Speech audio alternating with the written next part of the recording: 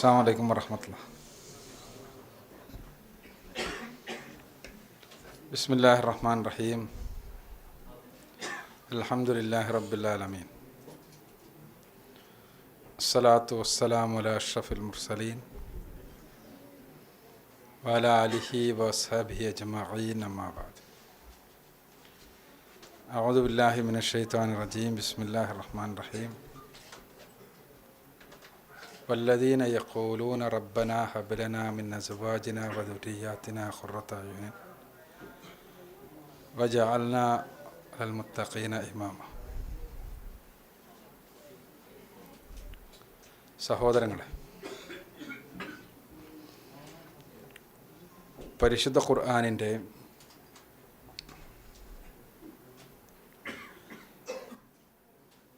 പേരുകളിലൊന്നാണ് ഫുർഖാൻ.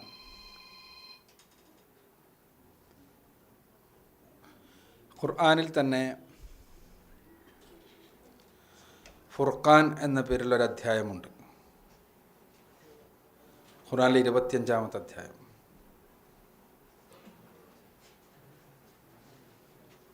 സൂറത്തുൽ ഫുർഖാനിലെ അവസാനത്തെ വചനങ്ങൾ 63 മുതൽ 74 വരെയുള്ള വചനങ്ങൾ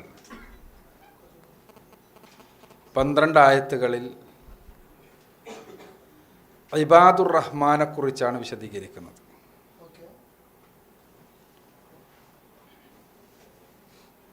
ഇബാദുർ റഹ്മാനിൻ്റെ അഥവാ അള്ളാഹുവിൻ്റെ റഹ്മാനിൻ്റെ പരമകാരുണികൻ്റെ വിനീതരായ ദാസന്മാരുടെ 12 സ്വഭാവങ്ങൾ ഈ വചനങ്ങളിൽ നിന്ന് നമുക്ക് നിർദ്ധരിച്ചെടുക്കാൻ കഴിയും. ഈ സ്വഭാവങ്ങളിൽ അവസാനത്തേതായി 74-ാമത്തെ വചനത്തിൽ പറയുന്നത് വല്ലദീന യഖൂലൂന റബ്ബന ഹബ് ലന മിൻ അസ്വാജിന വദുരിയ്യാതിന ഖുർറത അയുനിൻ വജഅൽനാ ലിൽ മുത്തഖീന ഇമാമ എന്ന്. അവർ പറയുന്നവരാണ്,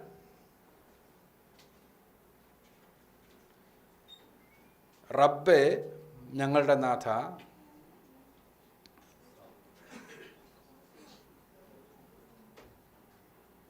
ഞങ്ങളുടെ ഇണകളിൽ നിന്നും ഞങ്ങളുടെ സന്താനങ്ങളിൽ നിന്നും നീ ഞങ്ങൾക്ക് കണ്ണിന് കുളിർമ നൽകണമേ.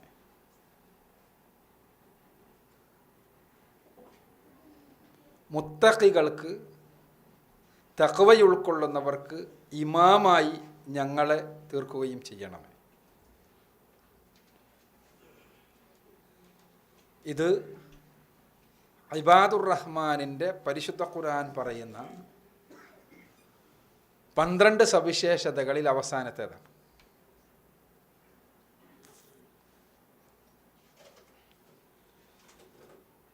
ഇവിടെ ഖുർആൻ വിളിക്കുന്നു എന്ന തലക്കെട്ടിൽ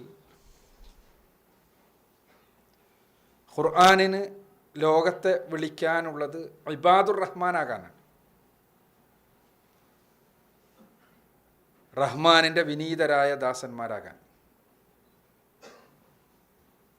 ഈ തലക്കെട്ടിൽ കുടുംബ ജീവിതത്തെക്കുറിച്ച് സംസാരിക്കുമ്പോൾ ഇബാദുർ റഹ്മാനിൻ്റെ ഖുർആനിന് വിളിക്കാനുള്ള അടിസ്ഥാനപരമായ കാര്യങ്ങളിൽ പ്രധാനപ്പെട്ട ഇബാദുർ റഹ്മാനാകുവാൻ വേണ്ടിയുള്ള ആഹ്വാനത്തിലെ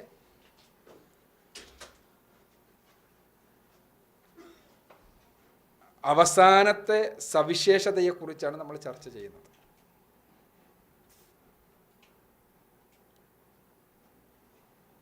ഈ പ്രാർത്ഥനയിൽ നമ്മളെല്ലാവരും സ്ഥിരമായി പ്രാർത്ഥിക്കാറുള്ളതാണ്. പ്രാർത്ഥിക്കാറില്ലെങ്കിൽ പ്രാർത്ഥിക്കേണ്ടതാണ്.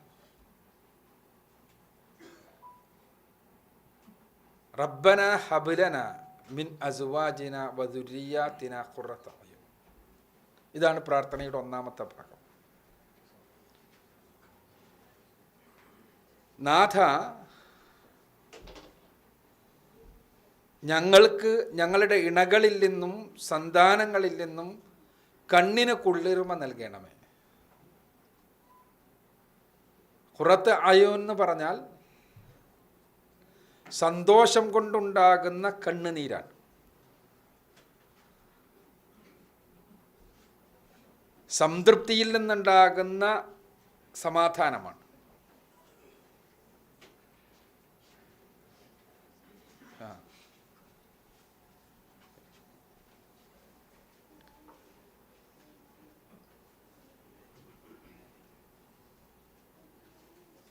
ഇതാണ് ഖുറത്ത് അയൂൻ. അപ്പോൾ നമ്മൾ അള്ളാഹുവിനോട് ആവശ്യപ്പെടുന്നത് നമ്മുടെ ഇണകളിൽ നിന്ന്, അസുവാജ് എന്നാണ് പ്രയോഗിച്ചിട്ടുള്ളത്, പുരുഷനും പെണ്ണിനും ആവശ്യപ്പെടാൻ കഴിയുന്നതാണ് എന്നർത്ഥം.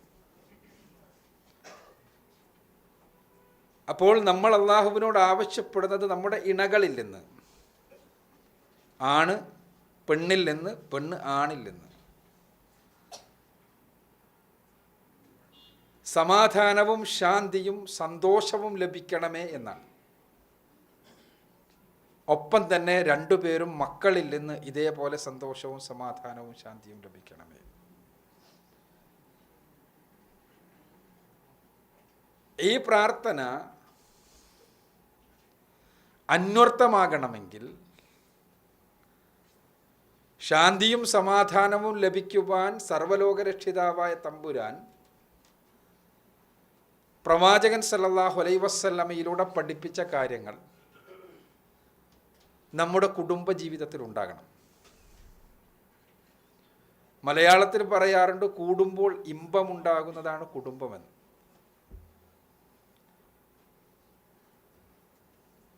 യഥാർത്ഥത്തിൽ കൂടുമ്പോൾ തന്നെ ഇമ്പമുണ്ടാകുന്നുണ്ടോ എന്നെല്ലാം മലയാളികൾ വേറെ ചർച്ച ചെയ്യേണ്ടതാണ്. മലയാളി കുടുംബങ്ങൾ, നമ്മൾ ഇസ്ലാമികമായ ഖുർആൻ വിളിക്കുന്നതിനെ കുറിച്ചാണ് സംസാരിക്കുന്നത്.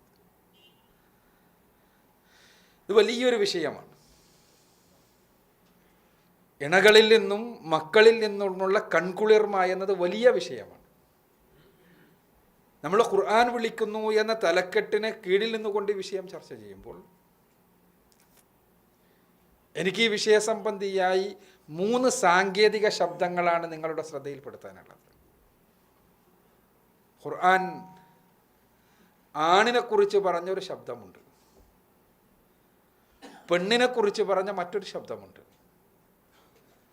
രണ്ടുപേരെയും യോജിപ്പിച്ചുകൊണ്ട് പറയുന്ന മറ്റൊരു ശബ്ദവുമുണ്ട്. ഈ 3 ശബ്ദങ്ങൾ മാത്രമാണ്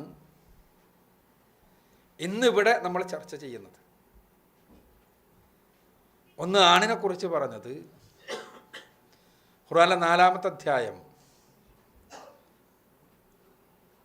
സൂറത്തുൻ നിസാഇലെ 34-ാമത്തെ വചനത്തിലാണ്. അർ റിജാലു ഖവ്വാമൂന അലൻ നിസാ. ആണ് റിജാലിനെ തന്നെയാണ് പറഞ്ഞിട്ടുള്ളത്, നിസാഇ എന്ന് തന്നെയാണ് പറഞ്ഞിട്ടുള്ളത്. പുരുഷൻ പെണ്ണുങ്ങളുടെ ഖവ്വാമാണ്.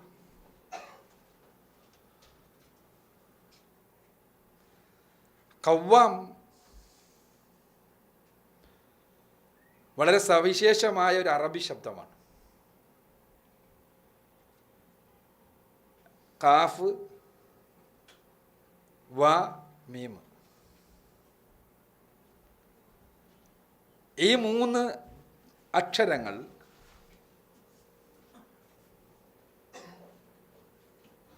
കൂടിച്ചേരുമ്പോൾ ഉണ്ടാകുന്ന പദങ്ങളുണ്ട്. ഖിയാം അങ്ങനെയുള്ളൊരു പദമാണ്. അതേപോലെ തന്നെ ഖയ്യൂം അങ്ങനെയുള്ളൊരു പദമാണ്. അള്ളാഹുവിനെ കുറിച്ച് ഖയ്യൂം എന്ന് പറഞ്ഞിട്ടുണ്ട്. സൂറത്തു ആയത്തുൽ കുർസിയിൽ തന്നെ നമുക്ക് കാണാം, അല്ലാഹു ലാ ഇലാഹ ഇല്ലാ ഹുവൽ ഹയ്യുൽ ഖയ്യൂം.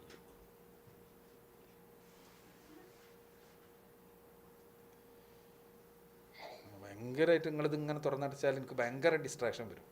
അപ്പം നിങ്ങൾ എന്ത് ചെയ്യണേ, ഒന്ന് നടക്കുക എന്തെങ്കിലും ചെയ്യും.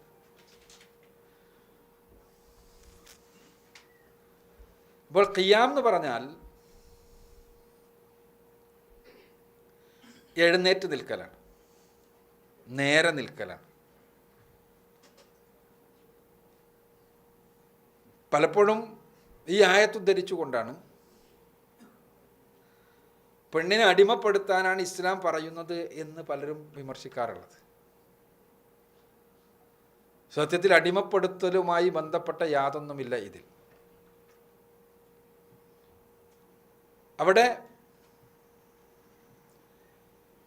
ഞാൻ പറഞ്ഞതുപോലെ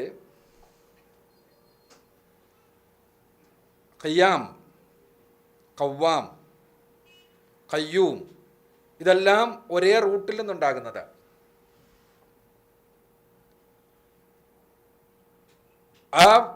അത് സൂചിപ്പിക്കുന്നത് ഉത്തരവാദിത്തമാണ്.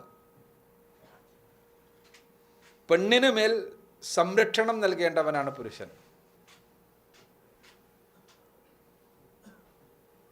പെണ്ണിന്റെ കാര്യത്തിൽ സജീവനാകേണ്ടവനാണ് പുരുഷൻ. നിൽക്കുന്നവനാണെന്ന് പറഞ്ഞാൽ ഇരിക്കുന്നവനല്ല എന്നാണ് അർത്ഥം. നിൽക്കലും ഇരിക്കലും തമ്മിലുള്ള വ്യത്യാസം ഒന്ന് വിശ്രമത്തെ കുറിക്കുന്നു, ഒന്ന് സജീവതയെ കുറിക്കുന്നു. അപ്പോൾ സജീവമാകണം അവൻ. ഒപ്പം തന്നെ ഖവ്വാം എന്ന പദം ഉത്തരവാദിത്തത്തെ കുറിക്കുന്നു. ഉത്തരവാദിത്തമുള്ളവനാകണം അവൻ. ഒപ്പം തന്നെ ഖവ്വാം എന്ന പദം മാറ്റമില്ലായ്മയെ കുറിക്കുന്നു. കൃത്യമായി പെണ്ണിൻ്റെ കാര്യത്തിൽ മാറ്റമില്ലാത്ത സത്സ്വഭാവത്തിനുടമയാകണം അവൻ. ഒപ്പം തന്നെ അത് മൂല്യത്തെ കുറിക്കുന്നു. പെണ്ണിനെ അവൾക്ക് നൽകേണ്ട മൂല്യം നൽകി ആദരിക്കുന്നവനാവണം അവൻ. ഖവ്വാം എന്ന പദം ഞാൻ സൂചിപ്പിച്ചതുപോലെ വലിയൊരു ഉത്തരവാദിത്വത്തെയാണ് കുറിക്കുന്നത്. രണ്ടാമത്തെ ശബ്ദം നമ്മൾ വായിക്കുന്നത് പരിശുദ്ധ ഖുർആനിലെ 2-ാമത്തെ അധ്യായം സൂറത്തു അൽ ബഖറയിലെ 232-ാമത്തെ വചനത്തിലാണ്. നിസാഉക്കും ഹർസുല്ലക്കും ഫഅ്തു ഹർസക്കും അന്നാശിഅതും. അവിടെ പെണ്ണിനെയാണ് ഉപമിച്ചിട്ടുള്ളത്. നിസാഉക്കും നിങ്ങളുടെ പെണ്ണുങ്ങൾ, ഹർസുല്ലക്കും നിങ്ങൾക്കുള്ള കൃഷിയിടമാകുന്നു. ഫഅ്തു ഹർസക്കും അന്നാശിഅതും നിങ്ങൾ എങ്ങനെയാണോ ഇച്ഛിക്കുന്നത് ആ രൂപത്തിൽ കൃഷിയിടത്തെ നിങ്ങൾ സമീപിച്ചു കൊള്ളുക. ഇവിടെ പെണ്ണിനെ ഉപമിച്ചിട്ടുള്ളത് കൃഷിയിടത്തോടാണ്. പുരുഷനെ ഉപമിച്ചിട്ടുള്ളത് കൃഷിയിടത്തെ, പുരുഷനെയാണ് അഭിസംബോധന ചെയ്തിട്ടുള്ളത്. അപ്പോൾ പുരുഷൻ കൃഷിക്കാരനാണ്. കൃഷിയിടത്തിൻ്റെ സവിശേഷതകൾ എന്തൊക്കെയുണ്ടോ അതെല്ലാമാണ് ഖുർആൻ മുന്നോട്ട് വെക്കുന്ന സ്ത്രീയുടെ സവിശേഷതകൾ. കൃഷിയിടം, അതിനെ കൃഷിക്കു വേണ്ടി ഉപയുക്തമാക്കി നിലനിർത്തുകയും അതിനെ സുന്ദരമാക്കുകയും ആവശ്യമായ വളവും വെള്ളവും നൽകി അതിനെ ഫലഭൂയിഷ്ടമാക്കുകയും അത് വളർന്നു വരുമ്പോൾ അതിൻ്റെ ഓരോ ഘട്ടത്തിലും സാഗൂതം അതിനെ പരിരക്ഷിക്കുകയും ഓരോ കതിർമണികൾ പാകമാകുന്ന സന്ദർഭങ്ങളിലെല്ലാം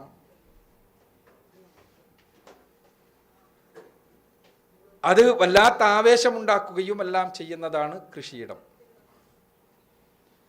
കൃഷിയിടത്തെക്കുറിച്ച് കൃഷിക്കാരനാണ് അറിയുക. അവൻ തൻ്റെ കൃഷിയിടത്തെ പൊന്നിനേക്കാൾ വിലയോടുകൂടി സംരക്ഷിക്കുന്നവനാണ്. ആ കൃഷിയിടത്തിൽ മറ്റൊരാളെയും കൃഷി ഇറക്കാൻ അവൻ അനുവദിക്കില്ല. ആ കൃഷിയിടത്തിൻ്റെതെല്ലാം അവൻ്റേതാണ്. അതിൽ നിന്നൊരാൾ ഒരു കതിര് പറിച്ചാൽ അത് ചിലപ്പോൾ നെൽക്കതിർ ആണെങ്കിൽ അല്ലെങ്കിൽ ഗോതമ്പക്കതിരാണെങ്കിൽ അത് പതിരാണെങ്കിൽ പോലും, അഥവാ അതിനകത്ത് യാതൊന്നും ഇല്ലെങ്കിൽ പോലും അവനത് സഹിക്കില്ല. കൃഷിയിടത്തോടുള്ള പെണ്ണിനെ കുറിച്ചുള്ള ഉപമ. മൂന്നാമത്തെ ഉപമ ഞാൻ പറഞ്ഞതുപോലെ രണ്ടുപേരെയും കുറിച്ചാണ്. ഖുർആനിലെ 2-ാമത്തെ അധ്യായം സൂറത്തുൽ ബഖറയിലെ 187-ാമത്തെ വചനത്തിൽ ഹുന്ന ലിബാസുല്ലഹും വ അൻതും ലിബാസുല്ലഹുന്ന, നിങ്ങൾ അവർക്കൊരു വസ്ത്രമാണ്, അവർ നിങ്ങൾക്കും വസ്ത്രമാണ്. വസ്ത്രം അവിടെ ഹർസ് എന്ന് പെണ്ണിനെ കുറിച്ച് മാത്രം പ്രയോഗിച്ചപ്പോൾ, ഖവ്വാമെന്ന് ആണിനെ കുറിച്ച് മാത്രം പ്രയോഗിച്ചപ്പോൾ, ആണിനെയും പെണ്ണിൻ്റെയും പാരസ്പര്യത്തെ കുറിക്കാൻ പരിശുദ്ധ ഖുർആൻ പ്രയോഗിച്ചത് ലിബാസ് എന്നാണ്. ഖുർആനിലെ ഉപമാലങ്കാരങ്ങൾ മാത്രം, അതിൻ്റെ സൗന്ദര്യാത്മകത മാത്രം വലിയൊരു വിഷയമാണ്. ഇവിടെ എന്താണ് പുരുഷ സ്ത്രീ പാരസ്പര്യത്തിൻ്റെ രഹസ്യം? അത് പരസ്പരം വസ്ത്രങ്ങളാവുക എന്നതാണ്. വസ്ത്രം എന്തിനാണ്? നാണം മറക്കാനാണ്. കേവലം നാണം മറക്കാനാണോ വസ്ത്രം? അല്ല, അർഹരായവരെ ആകർഷിക്കാൻ കൂടിയാണ് വസ്ത്രം.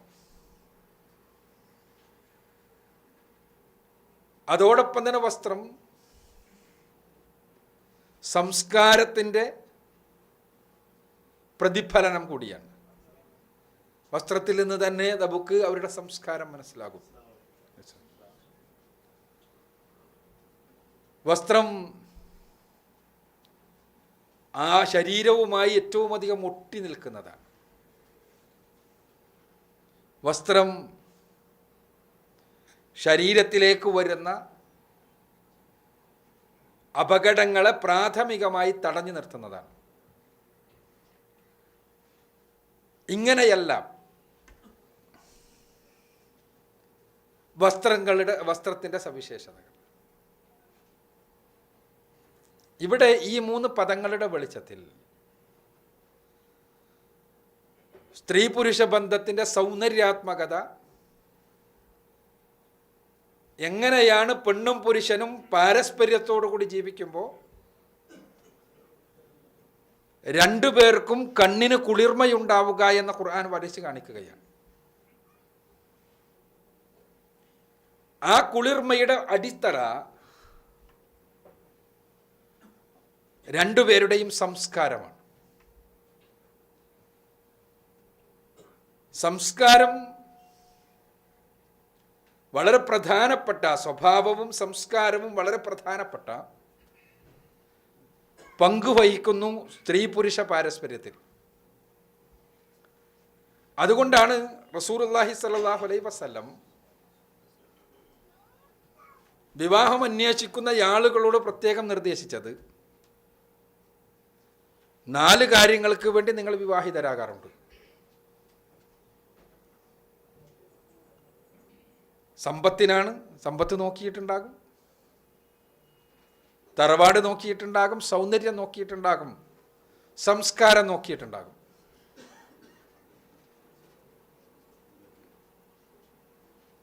ഇതിൽ ദീൻ നോക്കി, സംസ്കാരം നോക്കി, മതം നോക്കി നിങ്ങൾ വിവാഹം ചെയ്യുക.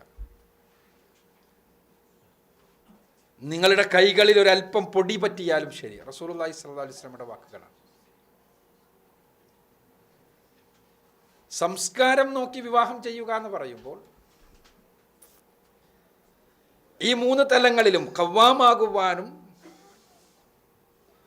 യഥാർത്ഥത്തിലുള്ള ഹർസാകുവാനും അതേപോലെ തന്നെ പാരസ്പര്യത്തിൻ്റെ ലിബാസുകളാകുവാനും സാധിക്കുക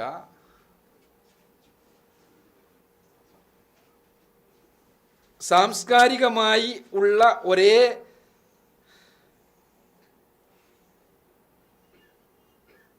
തരത്തിൽ നമുക്ക് ചിന്തിക്കാൻ കഴിയുമ്പോഴാണ്.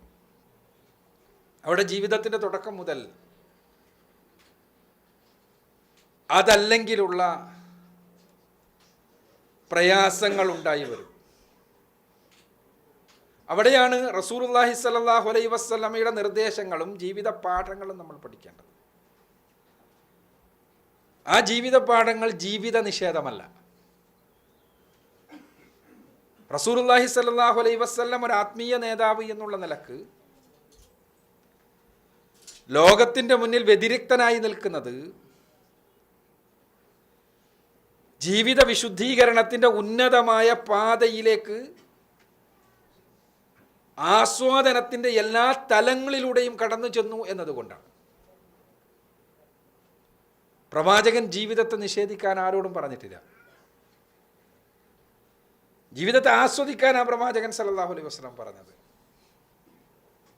പക്ഷെ ആസ്വാദനം കൃത്യമായ ദൈവിക വിധിവിലക്കുകൾക്കുള്ളിലാകണം. അങ്ങനെ ഉള്ളിലാകുമ്പോഴാണ്, ദൈവിക വിധിവിലക്കുകളുടെ ഉള്ളിലാകുമ്പോഴാണ് സംതൃപ്തിയും സമാധാനവും ശാന്തിയുമെല്ലാം ഈ ആസ്വാദനത്തിൽ നിന്ന് കിട്ടുക. ഇഹലോകത്തെ ഏറ്റവും വലിയ ആസ്വാദനമാണ് ലൈംഗികത എന്നത്. അതൊരു സത്യമാണ്. ആ ലൈംഗികതയെ ദൈവികമായ വിധിവിലക്കുകൾക്കുള്ളിൽ നിന്നുകൊണ്ട് ആസ്വദിക്കുവാൻ വേണ്ടിയുള്ള സ്ഥാപനം തന്നെയാണ് കുടുംബം എന്ന സ്ഥാപനം. കുടുംബം എന്ന സ്ഥാപനത്തിൻ്റെ അടിസ്ഥാനപരമായ ലക്ഷ്യം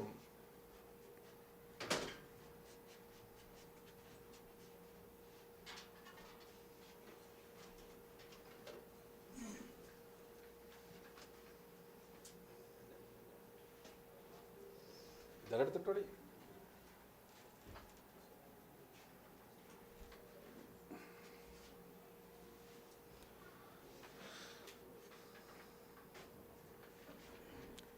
കുടുംബം എന്ന സ്ഥാപനത്തിൻ്റെ അടിസ്ഥാനപരമായ ലക്ഷ്യം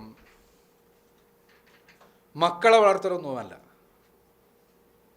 മക്കളെ വളർത്തൽ അതിൻ്റെ ഭാഗമായി വരുന്നു എന്നുള്ളൂ.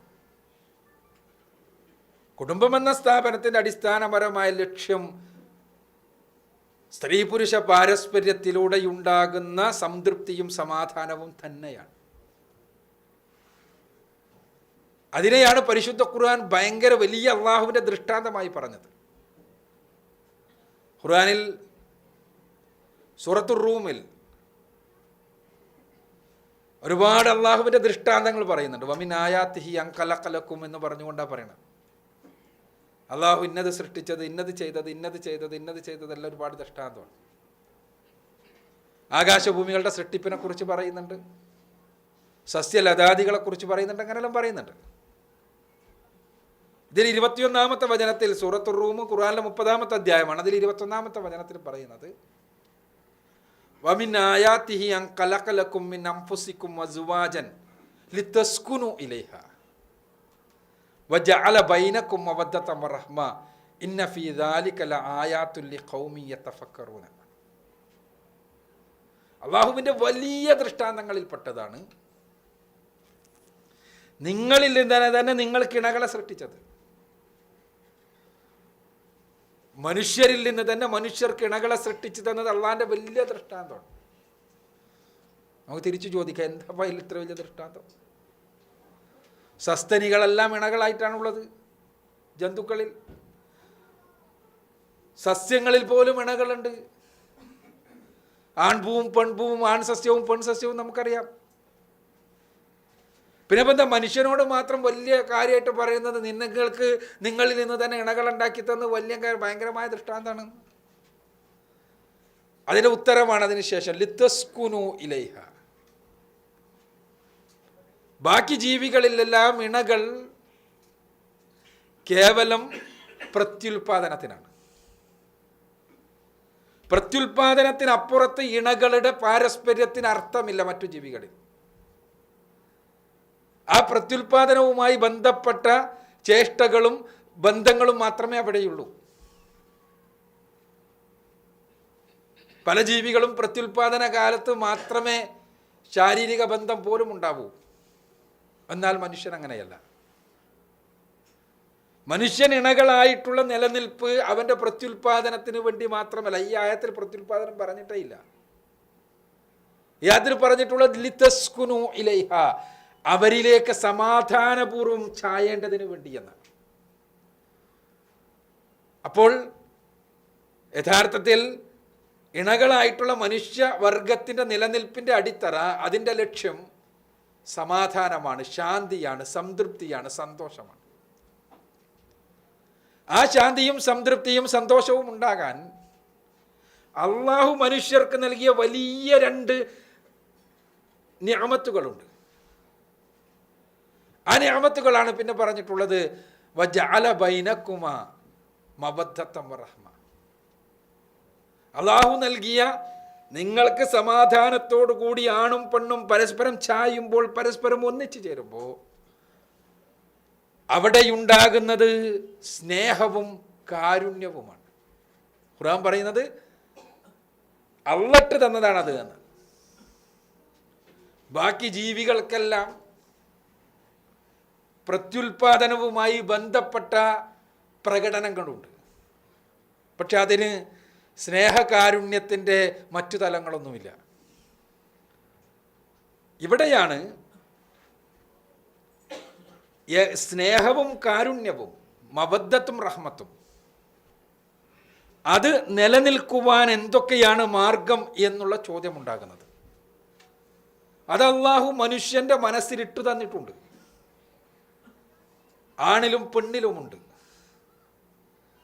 ആ ആണിലും പെണ്ണിലുമുള്ള സ്നേഹവും കാരുണ്യവും നിലനിൽക്കുമ്പോഴാണ് കുടുംബ ബന്ധം സംതൃപ്തമാകുന്നത്, അത് ശാന്തിയിൽ അധിഷ്ഠിതമാകുന്നത്, അത് കൺകുളിർമ നൽകുന്നതാകുന്നത്, അത് അവസാന ശ്വാസം വരെ വലിയ സംതൃപ്തി നൽകുന്നതാകുന്നത്.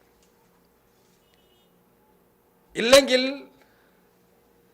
അതുകൊണ്ടാണ് അള്ളാഹു നൽകിയ ഈ 2 അനുഗ്രഹങ്ങളെ തിരിച്ചറിഞ്ഞ്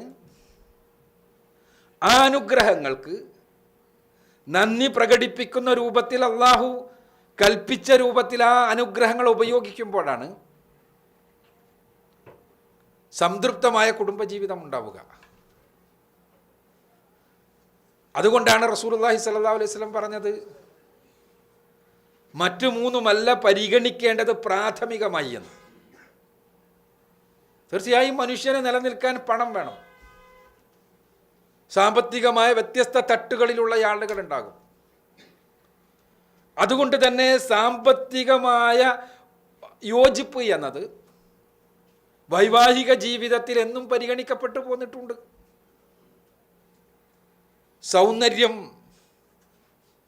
പുരുഷനും പെണ്ണും ആഗ്രഹിക്കുന്നതാണ്. അതിന് 2 തലങ്ങളുണ്ട് എന്ന് മാത്രമേ ഉള്ളൂ.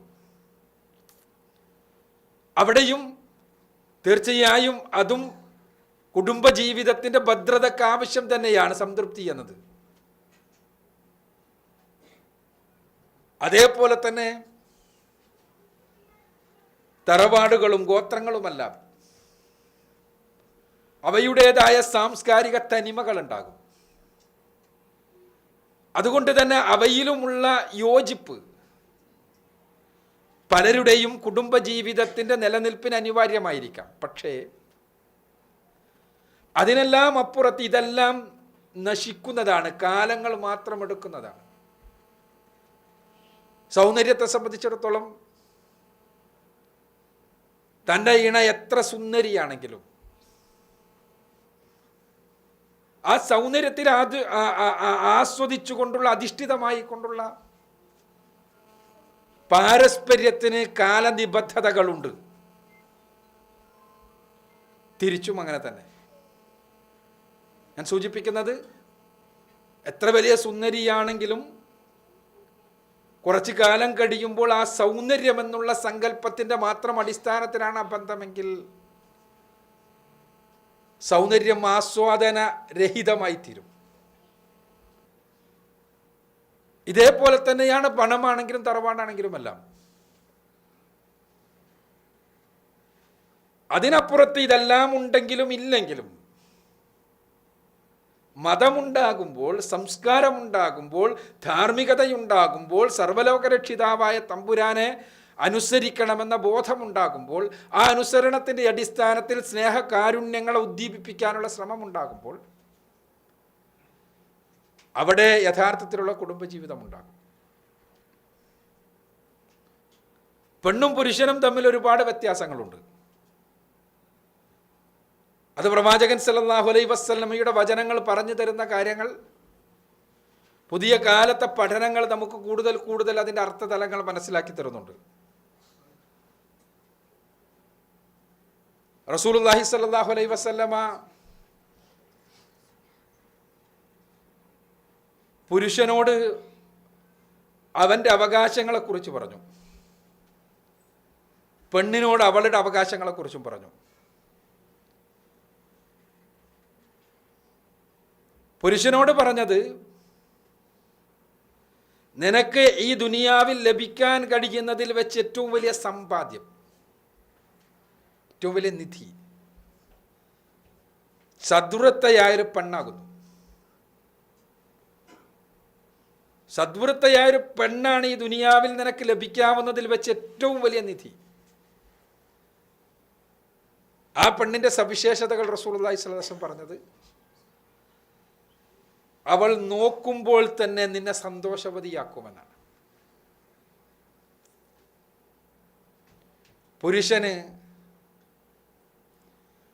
പുരുഷന്റെ കുടുംബ ബന്ധത്തിൻ്റെ അടിത്തറ,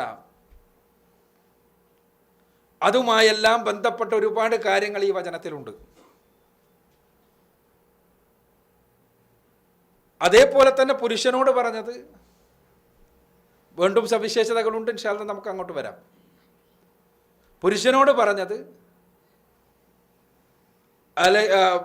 അതോ പുരുഷനെ തന്നെയാണ് അവിടെയും അഭിസംബോധന.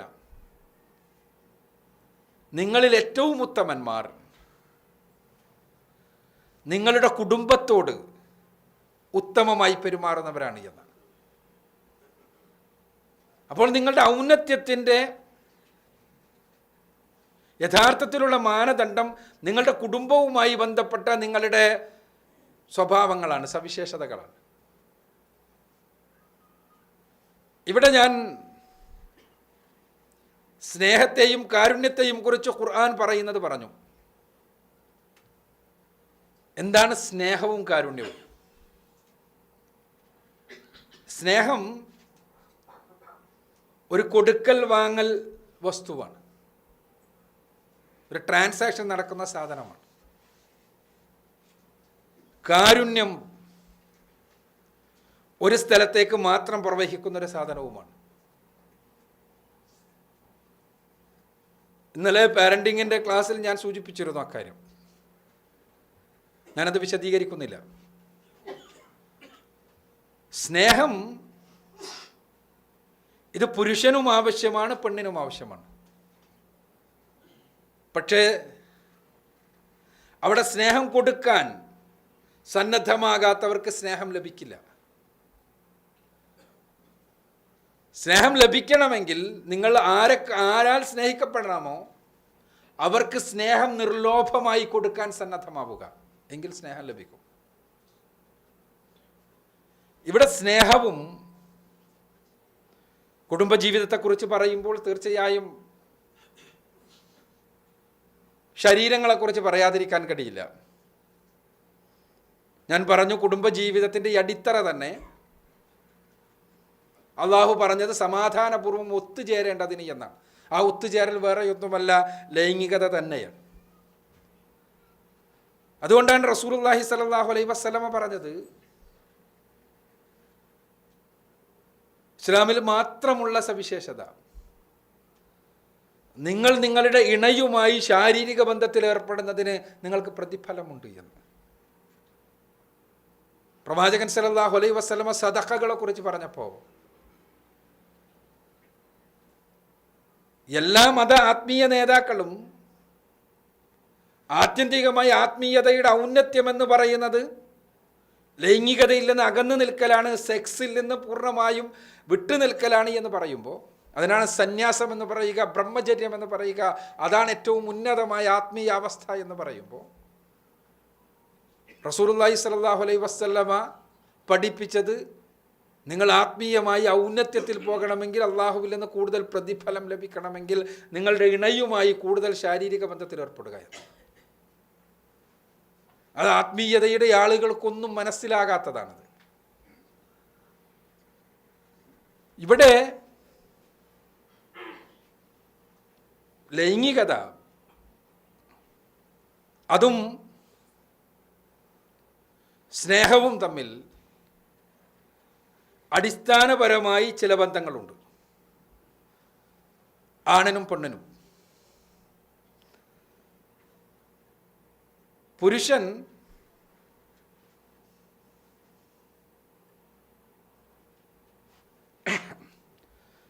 സെക്സിലൂടെ സ്നേഹത്തിലേക്ക് പോകുന്നു, പെണ്ണ് സ്നേഹത്തിലൂടെ സെക്സിലേക്ക്. അതുകൊണ്ടാണ് വിവാഹത്തിന് മുൻപുള്ള ഏത് തരത്തിലുള്ള സ്നേഹപ്രകടനങ്ങളും പെൺവിരുദ്ധമാണ് എന്ന് പറയുന്നത്. അവിടെ പെണ്ണ് ചതിക്കപ്പെടുകയാണ്, പെണ്ണ് പൂർണ്ണമായി വഞ്ചിക്കപ്പെടുകയാണ്. എന്തുകൊണ്ടെന്നാൽ പുരുഷൻ അവൻ്റെ ജീവശാസ്ത്രപരമായിട്ടാണ് ഞാൻ പറയുന്നത്. പുരുഷ ജീവശാസ്ത്രപ്രകാരം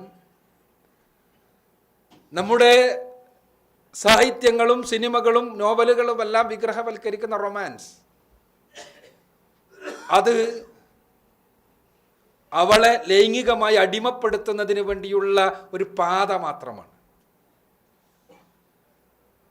അതേസമയം പെണ്ണിൻ്റെ റൊമാൻസ് എന്ന് പറഞ്ഞാൽ പുരുഷനെ തന്നിലേക്ക് ഉൾക്കൊള്ളുന്നതിന് വേണ്ടിയുള്ള വേണ്ടിയുള്ളൊരു പാതയാണ്. ഇത് രണ്ടും സാർത്ഥകമാകുന്നത് സമൂഹം അംഗീകരിക്കുന്ന വിവാഹത്തിലൂടെയാണ്.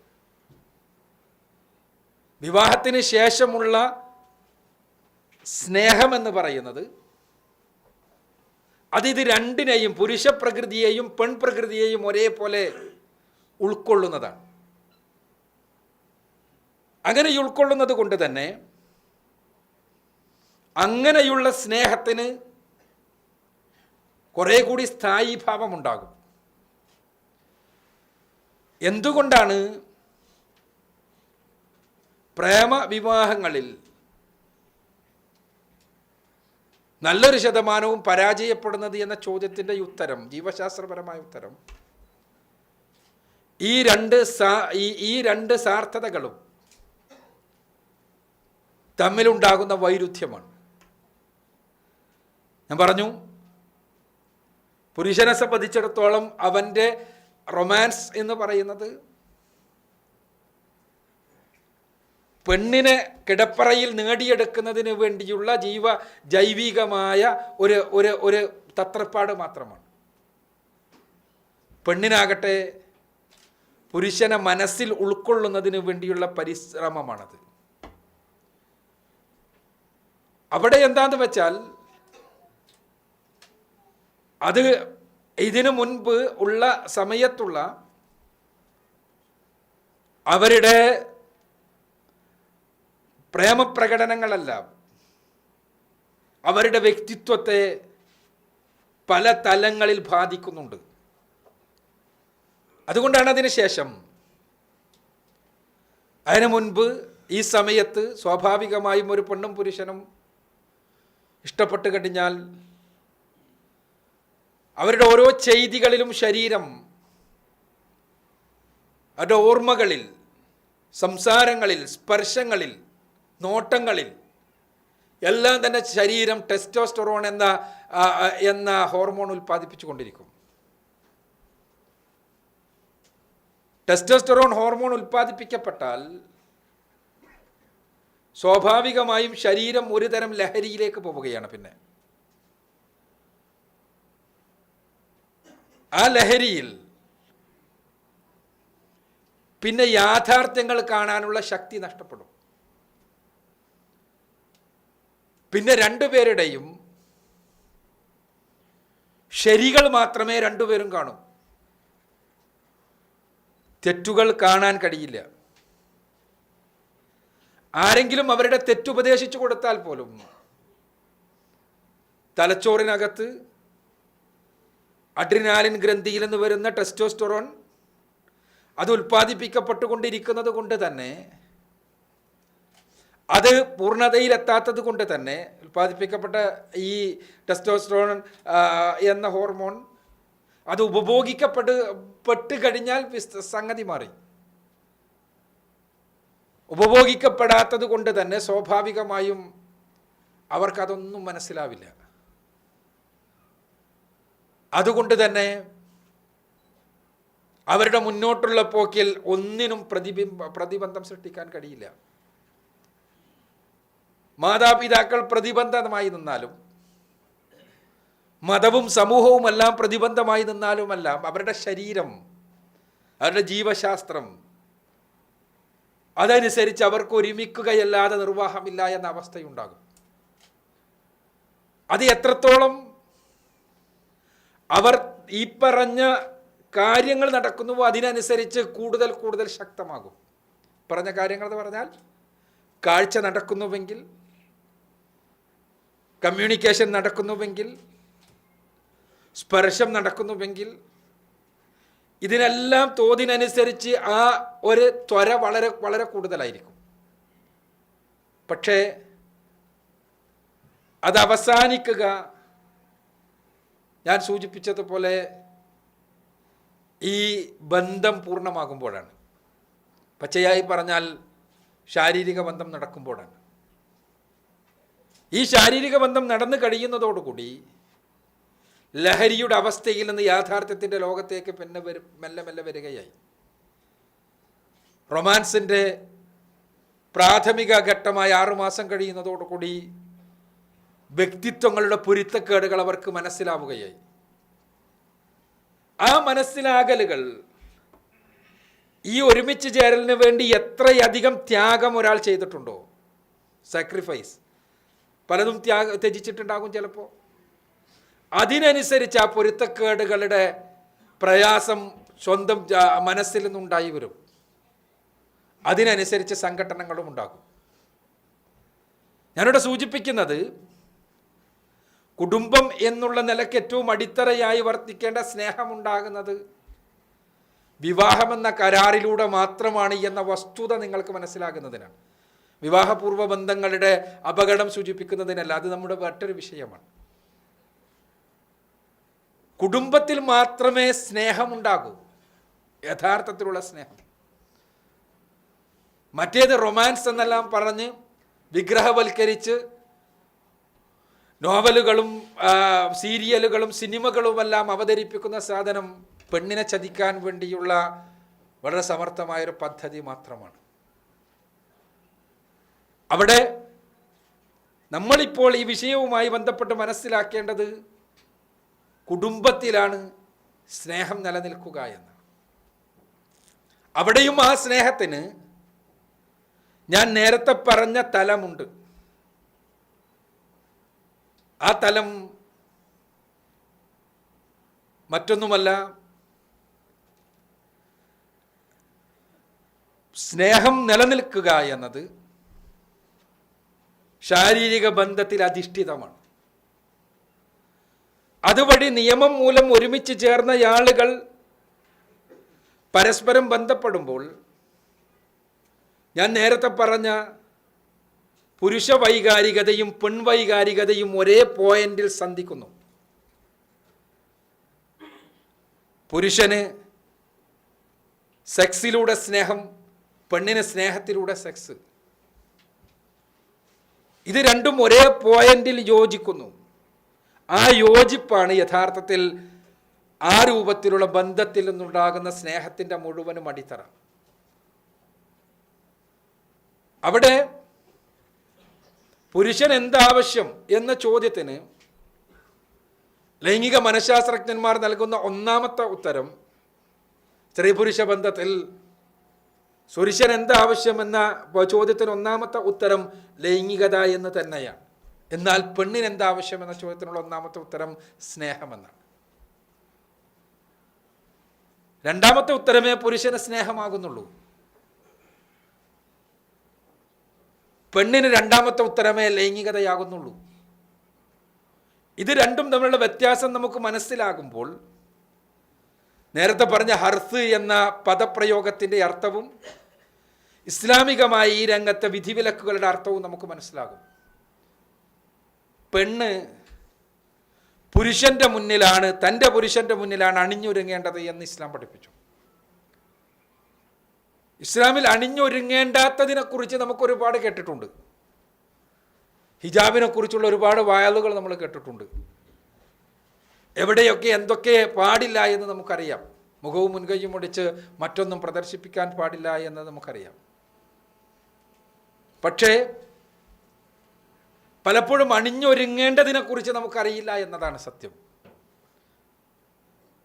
പെണ്ണിനോട് പുരുഷന്റെ മുന്നിൽ അണിഞ്ഞൊരുങ്ങണമെന്നും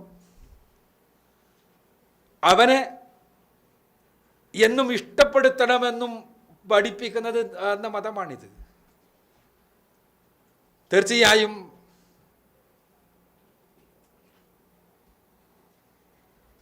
പുരുഷന്റെയും സ്ത്രീയുടെയും ശരീരപ്രകൃതികൾ തമ്മിൽ അടിസ്ഥാനപരമായ വ്യത്യാസമുണ്ട്. ഞാൻ നേരത്തെ പറഞ്ഞതുപോലെ ജീവശാസ്ത്രപരമായി തന്നെ പുരുഷന് കണ്ണ് അവൻ്റെ ബന്ധത്തിൻ്റെ അടിത്തറയാണ്. പെണ്ണിനാകട്ടെ കാതാണത്. പുരുഷന് കാഴ്ചയിലാണ് ശരീരം ഒരുങ്ങുന്നത്. പെണ്ണിനത് കേൾവിയിലാണ്, ശൃംഗാരത്തിലാണ്. അതും തനിക്കിഷ്ടപ്പെട്ടയാളുടെ മാത്രം ശൃംഗാരത്തിലാണ്, അയാളുടെ സ്പർശത്തിലാണ്. പുരുഷന് ആ ഒരുക്കത്തിന് ഇഷ്ടമെന്നതൊരു ഉപാധിയേ അല്ല. അതുകൊണ്ടാണ് പെൺവേശ്യകൾ മാത്രം മാർക്കറ്റിൽ ഉണ്ടാകുന്നത്. വളരെ വൈകൃതം നിറഞ്ഞ ചില സമൂഹങ്ങളിൽ ഗിഗളോകൾ എന്ന് പേരിട്ട പുരുഷവേശ്യകൾ ഉണ്ട് എന്ന വസ്തുത വിസ്മരിച്ചുകൊണ്ടല്ല ഞാൻ പറയുന്നത്. അതിന് വേറൊരു സാമൂഹ്യ രോഗമാണ്. എന്നാൽ എക്കാലഘട്ടത്തിലും എഴുതപ്പെട്ട ചരിത്രത്തിൽ മുഴുവനും എല്ലാ സമൂഹങ്ങളിലും പുരുഷനെ പ്രലോഭിപ്പിക്കുവാൻ വിവാഹത്തിന് പുറത്ത് അവനെ ആകർഷിക്കുവാൻ വേണ്ടിയുള്ള തരുണിമണികൾ ഉണ്ടായിരുന്നതായി നമുക്ക് കാണാൻ കഴിയും. അതിൻ്റെ കാരണം ഇതാണ്. പുരുഷനെ സംബന്ധിച്ചിടത്തോളം അവളോട് ഇഷ്ടം തോന്നണമെന്നില്ല അവൻ്റെ ശരീരം പ്രവർത്തനക്ഷമമാകാൻ, അവൻ ആസ്വദിക്കാൻ.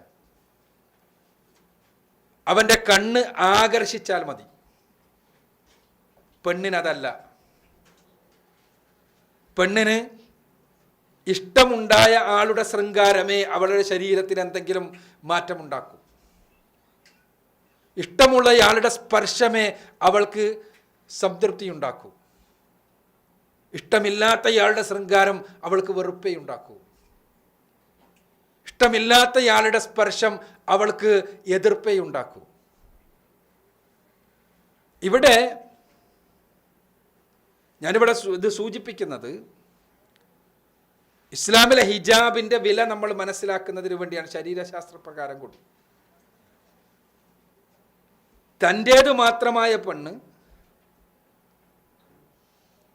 തനിക്ക് മാത്രം അർഹതപ്പെട്ടത് തനിക്ക് മാത്രം മുന്നിൽ പ്രദർശിപ്പിക്കുമ്പോഴാണ് യഥാർത്ഥത്തിൽ പുരുഷ ശരീരം യഥാരൂപത്തിൽ പ്രവർത്തനക്ഷമമാകുന്നത്. അവിടെ തനിക്ക് മാത്രമായി എന്തൊക്കെ ബാക്കി വെച്ചിട്ടുണ്ടോ അതെല്ലാം അവൻ്റെ മനസ്സിന് സംതൃപ്തിയും അവൻ്റെ ശരീരത്തിന് ആവേശവും ഉണ്ടാക്കും. എത്രത്തോളം പൊതുവാക്കി വെച്ചിട്ടുണ്ടോ അത്രത്തോളം ഭാഗങ്ങൾ അവനെ സംബന്ധിച്ചിടത്തോളം ഒരു തരം മടുപ്പാണ് ഉണ്ടാക്കുക. അതുകൊണ്ടാണ് ലൈംഗികത, പ്രത്യേകിച്ച് ചിത്രപ്രദർശനങ്ങൾ വ്യാപകമാകുന്ന സമൂഹങ്ങളിൽ ലൈംഗിക മരവിപ്പ് വലിയൊരു പ്രശ്നമായിത്തീരുന്നത്. ആ രംഗത്ത് ഉത്തേജക മരുന്നുകൾ വലിയ മാർക്കറ്റായി തീരുന്നതും അതുകൊണ്ട് തന്നെ. ലൈംഗിക ഉത്തേജനം എന്ന മിഥ്യയിൽ ആളുകൾ ആകർഷിപ്പിച്ച് നിങ്ങൾക്കിതിനുള്ള കഴിവില്ല എന്ന് വരുത്തി തീർത്ത് വലിയ കോടിക്കണക്കിന് ഡോളറുകളുടെ വിറ്റുവരുമാനം ഉണ്ടാക്കുന്നത് ഈ ഒരു സാമൂഹ്യ ക്രമത്തിൻ്റെ അപകടകരമായ കച്ചവടമാണ്. അവിടെ നിന്ന് തുടങ്ങുന്നു. ഇവിടെ ഞാൻ സൂചിപ്പിച്ചതുപോലെ പെണ്ണിന് ഒന്നാമത് ആവശ്യം സ്നേഹമാണ്. ആ സ്നേഹത്തിന് അവൾക്ക് ആവശ്യമാകട്ടെ ശൃംഗാരമാണ്, സംസാരമാണ്. അവിടെ മുതൽ തുടങ്ങുന്നു ബന്ധത്തിൻ്റെ ഊഷ്മളത. സംസാരം, ഇപ്പോഴത്തെ ഭാഷയിൽ പറഞ്ഞാൽ കമ്മ്യൂണിക്കേഷൻ. ഇന്ന് സംസാരം എന്നത് നാവ് മാത്രം നടത്തുന്നതല്ല. പ്രത്യേകിച്ചും സോഷ്യൽ മീഡിയയിലൂടെ എല്ലാമുള്ള സംസാരങ്ങൾ, അത് മെസ്സേജുകളാണെങ്കിലും വോയിസ് മെസ്സേജ് ആണെങ്കിലും എല്ലാം, അതെല്ലാം സൃഷ്ടിക്കുന്ന അറ്റാച്ച്മെന്റ് വളരെ വലുതാണ്, വളരെ വലുതാണ് പെണ്ണിനെ സംബന്ധിച്ചിടത്തോളം. അവളെ മെസ്സേജുകളിലൂടെ മാത്രം ഒരു 12-കാരിയെ 13-കാരിയെ അവൾ പ്രായപൂർത്തി എത്തിയിട്ടുണ്ടെങ്കിൽ, സമർത്ഥമായി മെസ്സേജ് അയക്കാൻ സന്നദ്ധമാണെങ്കിൽ, അതിൻ്റെ സയൻസ് അനുസരിച്ച് മെസ്സേജ് അയക്കാൻ കഴിയുമെങ്കിൽ ഒരു 70-കാരന് പോലും വീട്ടിൽ നിന്ന് ഇറക്കിക്കൊണ്ടുവരാൻ കഴിയുമെന്നുള്ളതാണ് വാസ്തവം. അതിന് അതിൻ്റേതായ സ്റ്റെപ്പുകളുണ്ട്. ഇന്ന് ആ രംഗത്ത് വലിയ പഠനങ്ങൾ നടക്കുന്നുണ്ട്. കാരണം മുമ്പത്തേതുപോലെയല്ല, നേർക്കുനേരെ കണ്ടുകൊണ്ടോ മറ്റോ ഉള്ള കേവല കമ്മ്യൂണിക്കേഷൻ അല്ല ഇന്ന് നിലനിൽക്കുന്നതെന്ന് നമുക്കറിയാം. ഇന്ന് ആ രംഗത്തുള്ള സൈബർ പ്രശ്നങ്ങൾ, സൈബർ റൊമാൻസും സൈബർ സെക്സും എല്ലാം തന്നെ വലിയ സാമൂഹ്യ പ്രശ്നങ്ങളാണ്. ആ സൈബർ റൊമാൻസിൻ്റെ ഒരു തലമാണ് ഞാൻ പറയുന്നത്. ആളെ കാണാതെ മനസ്സിലാക്കാൻ കഴിയാതെ ആദ്യം തുടങ്ങുകയും, നമുക്കെല്ലാം മക്കളുണ്ട്, അതുകൊണ്ടാണ് ഞാൻ പ്രത്യേകം അത് സൂചിപ്പിക്കുന്നത്. ആദ്യം കാണാതെ തുടങ്ങുകയും പിന്നീട് മെസ്സേജുകളിലൂടെ, അതാണ് ഞാൻ പറഞ്ഞത്, വളരെ ശാസ്ത്രീയമായ രീതികളുണ്ട് അവളുടെ മനസ്സിലേക്ക് കയറിപ്പറ്റാൻ. സമർത്ഥമായി കഴിഞ്ഞാൽ അവനെ ഒഴിവാക്കാൻ കഴിയില്ല എന്ന തലത്തിലേക്ക് അവളുടെ മനസ്സിനെ കൊണ്ടുപോയി കഴിഞ്ഞാൽ പിന്നെ തൊലി ചുളിഞ്ഞ ഒരു വൃദ്ധനാണ് അവൻ എന്ന് തിരിച്ചറിവുണ്ടായാൽ പോലും അവൾക്കതിന് പിന്മാറാനുള്ള മാനസികാവസ്ഥ വരാത്ത രൂപത്തിൽ അവൾ അടിമപ്പെടുത്താൻ കഴിയും.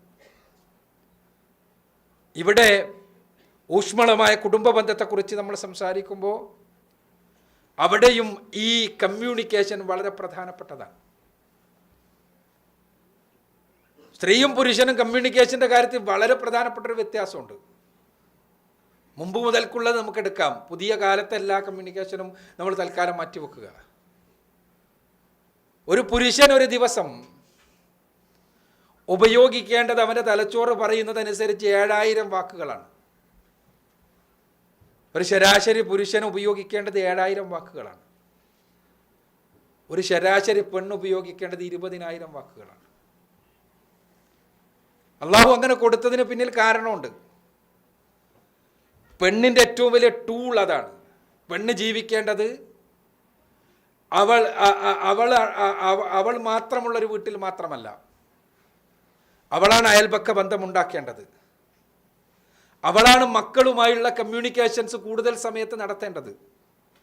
മക്കളെ ശൃംഖരിക്കുവാനുള്ള ശാരീരിക മാനസിക അവസ്ഥകൾ അവൾക്കാണുള്ളത്. അതുകൊണ്ട് തന്നെ അവൾക്ക് കൂടുതൽ സംസാരിക്കേണ്ടതുണ്ട്. അതുകൊണ്ട് തന്നെ ആ രൂപത്തിലാണ് അവളുടെ തലച്ചോറുള്ളത്. തലച്ചോറിൽ ഉൽപ്പാദിപ്പിക്കപ്പെടുന്ന, ഇപ്പം അടുത്താണ് കണ്ടുപിടിച്ചത്, ഫോക്സ് P2 എന്ന് ശാസ്ത്രകാരന്മാർ പറയുന്നൊരു പ്രോട്ടീനാണ് ഇതിൻ്റെ കാരണം. ആ പ്രോട്ടീൻ പെണ്ണിലെ ഉൽപ്പാദിപ്പിക്കപ്പെടുന്നുള്ളൂ. അതുകൊണ്ട് പെണ്ണ് കൂടുതൽ സംസാരപ്രിയയാകുന്നത്. ആ സംസാരം, അവൾ സംസാരിക്കുന്നത് ബന്ധങ്ങൾ ഉണ്ടാക്കാനാണ്.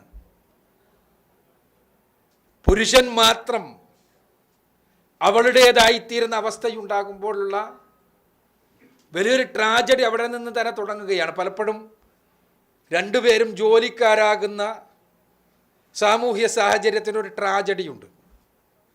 രണ്ടുപേരും ഒരുമിച്ച് രാവിലെ 8 മണിക്ക് വീട്ടിൽ നിന്നിറങ്ങി വൈകുന്നേരം 4 മണിയാകുമ്പോഴേക്ക് വീട്ടിൽ തിരിച്ചെത്തുന്നു. ഇവളും ഇവനും തൻ്റെ ജോലി സ്ഥലത്ത് 7000-ഓളം വേർഡ്സ് ഉപയോഗിച്ച് കഴിഞ്ഞിട്ടുണ്ടാകും. 7000-ഓളം വാക്കുകൾ അവർ രണ്ടുപേരും ഉപയോഗിച്ച് കഴിഞ്ഞിട്ടുണ്ടാവും. അവൾ 13,000 ബാക്കി വെച്ചുകൊണ്ടാണ് വീട്ടിലേക്ക് വരുന്നത്. അവൻ്റെ റിസർവോയറിലാകട്ടെ വട്ടപൂജ്യമാണ്, ഒന്നുമില്ല. അവൻ്റെ അടുത്ത് ഇനി ഒരു വാക്കുമില്ല. ഇനി അവൻ ഉണ്ടാക്കിയിട്ട് വേണം. ഈ 13,000-ഉം ചൊരിയാൻ അവളുടെ മുന്നിൽ അവൻ മാത്രമേ ഉള്ളൂ. അവൾക്കൊരുപാട് പറയാനുണ്ട്. ഓഫീസിലെ കാര്യങ്ങൾ മുതൽക്ക്, കണ്ട ബസ്സിലെ പ്രശ്നങ്ങൾ മുതൽക്ക് ഓരോന്നും. നമ്മുടെ ഉത്തരങ്ങൾ പലപ്പോഴും ആ ഈയിൽ ഒതുങ്ങും. സ്വാഭാവികമാണ്, കാരണം നമ്മുടെ അടുത്തില്ല. അതുകൊണ്ടാണ് ഇത് സൃഷ്ടിക്കുന്ന പ്രശ്നം. എന്താണെന്ന് വെച്ചാൽ അവളെ പരിഗണിക്കുന്നില്ല എന്ന ബോധം സ്വാഭാവികമായി ഉണ്ടാകും. ആ പരിഗണന അവൾക്ക് അത്യാവശ്യമാണ്. അവളെ പരിഗണിക്കുക എന്നത് അവൾക്ക് അത്യാവശ്യമാണ്. ആ പരിഗണിക്കണില്ല എന്നുള്ള ബോധം ഉണ്ടാകുക വഴി ഉണ്ടാകുന്ന പ്രശ്നങ്ങളാണ് പലപ്പോഴും അത്തരം ഫാമിലികളെ പ്രശ്നങ്ങളുടെ നടുക്കയറിലേക്ക് കൊണ്ടുപോവുക. അതോടൊപ്പം തന്നെ ഞാൻ പറയുന്നത്, അവിടെ പുരുഷന്മാർ ബോധപൂർവം ശ്രമിക്കേണ്ട കാര്യമുണ്ട്.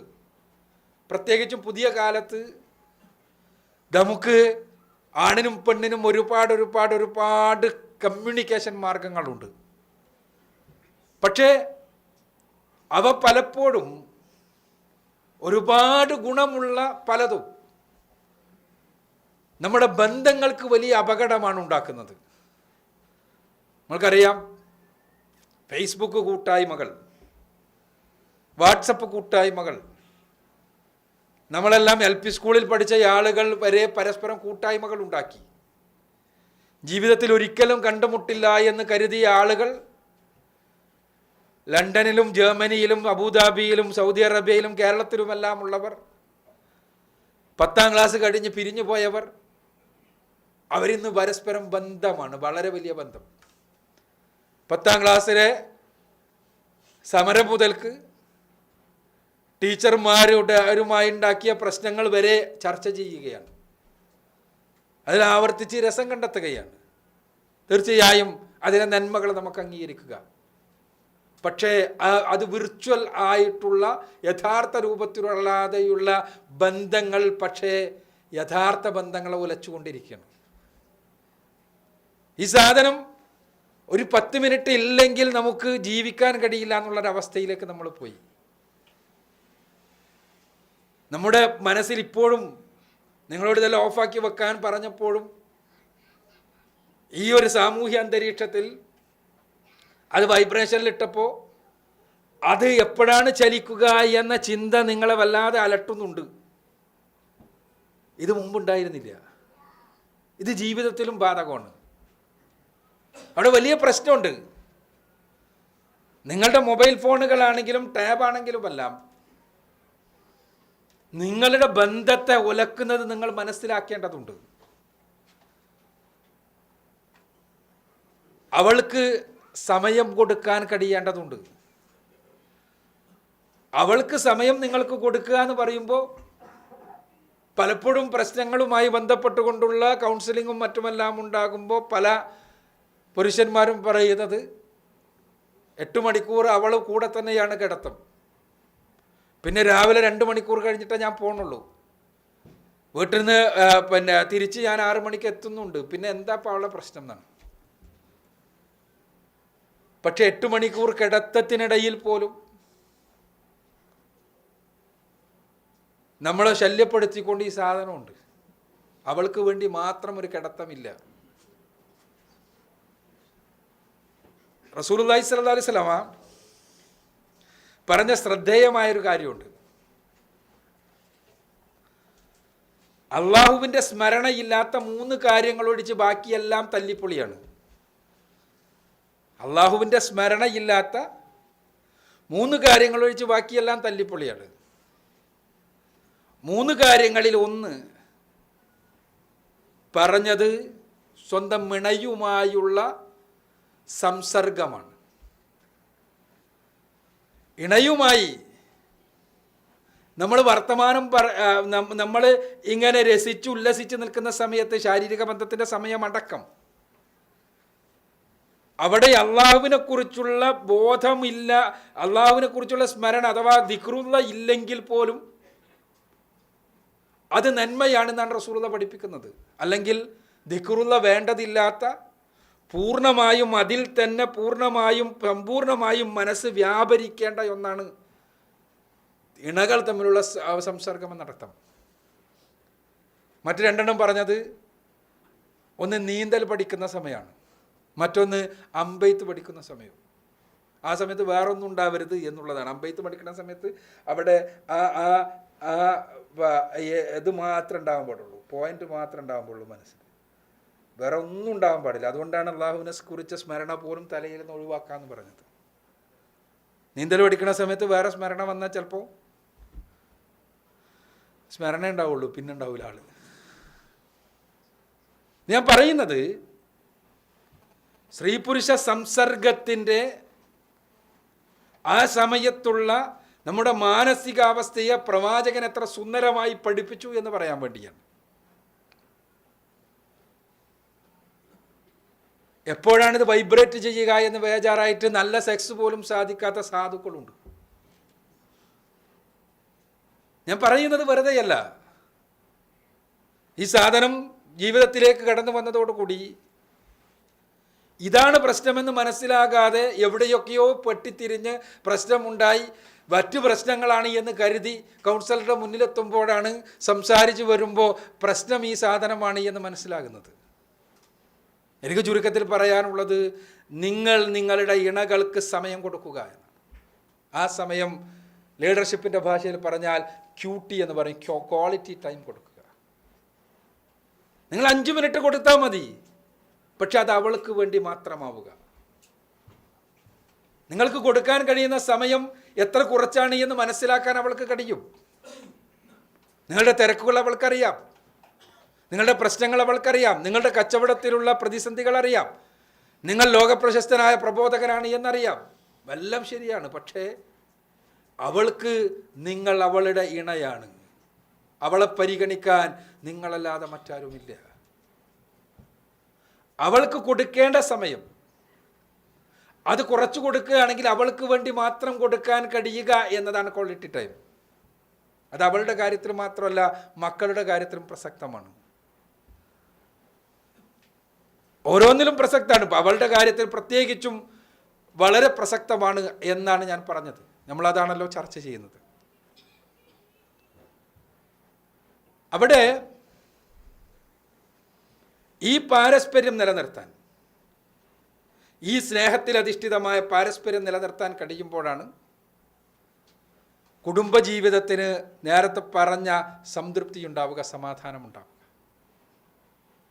അവിടെ പ്രവാചകൻ സല്ലല്ലാഹു അലൈഹി വസല്ലമയുടേത് നോക്കുക. പ്രവാചകൻ സ്വന്തം ഇണയുമായി ഓട്ടമത്സരം നടത്തിയത് ആ ഇണ ആവേശത്തോടു കൂടി അടുത്ത തലമുറക്ക് പറഞ്ഞു കൊടുക്കുകയാണ്. 2000 ജില്ലാനം ഹദീസുകളുണ്ട് ആയിഷ റളിയല്ലാഹു അൻഹ നിവേദനം ചെയ്ത. ഏറ്റവും കൂടുതൽ ഹദീസ് നിവേദനം ചെയ്ത ആളുകളിൽ ഒരാൾ ആയിഷ റളിയല്ലാഹു അൻഹയാണ്, 3-ാം. ആ ഹദീസുകൾ നമ്മളൊന്ന് പരിശോധിക്കണം. അവയിൽ പലതും പ്രവാചകന്റെ കുടുംബജീവിതവുമായി ബന്ധപ്പെട്ടതാണ്. ആ ഹദീസുകൾ പരിശോധിച്ചാൽ പ്രവാചകൻ മരണപ്പെട്ട് 40-50 വർഷങ്ങൾക്ക് ശേഷമാണ് അടുത്ത തലമുറയിൽപ്പെട്ട ആളുകൾക്ക് ആയിഷ റളിയല്ലാഹു അൻഹ ഹദീസുകൾ പറഞ്ഞു കൊടുക്കുന്നത്. ആ ഹദീസുകൾ പറഞ്ഞു കൊടുക്കുന്ന സമയത്ത് ആയിഷ റളിയല്ലാഹു അൻഹക്ക് 50 കഴിഞ്ഞിട്ടുണ്ട്. പക്ഷേ ആ 10-40 കൊല്ലങ്ങൾക്ക് മുമ്പുള്ള തൻ്റെ ഇണയോടൊത്തുള്ള ജീവിതത്തിൻ്റെ മധുരം ആ ഹദീസുകളുടെ പദങ്ങളിൽ പോലും കാണാൻ കഴിയും. റസൂലുള്ളാഹി സ്വല്ലല്ലാഹു അലൈഹി വസല്ലമ